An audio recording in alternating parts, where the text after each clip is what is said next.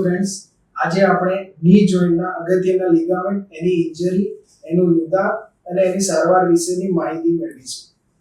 ની જોઈન્ટના અગત્યના લિગામેન્ટમાં બે બહારના લિગામેન્ટ અને બે અંદરના લિગામેન્ટ આવેલા છે. અંદરના બે લિગામેન્ટ છે, એમાં એક લિગામેન્ટનું નામ છે ACL, જે ઢીંચણની અંદર આગળની બાજુ આવેલો છે. બીજો લિગામેન્ટ છે જે PCL, જે ઢીંચણની બાજુ પાછળની બાજુ આવેલો છે. આ ઉપરાંત ઢીંચણની બંને બાજુ સાઈડમાં કોલેટરલ લિગામેન્ટ, જેને મીડિયલ કોલેટરલ અને લેટરલ કોલેટરલ લિગામેન્ટ કહેવાય.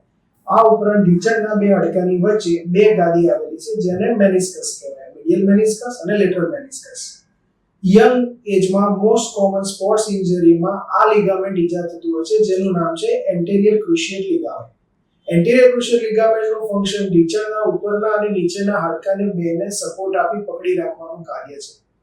આ લિગામેન્ટની ઇન્જરીના કારણે પગમાં ઢચક વાગી જાય અથવા તો બેલેન્સ જતું રહેવું કે પગ ડગ મારી જવો એ મોટા ભાગે એવી ફરિયાદ રહેતી હોય છે.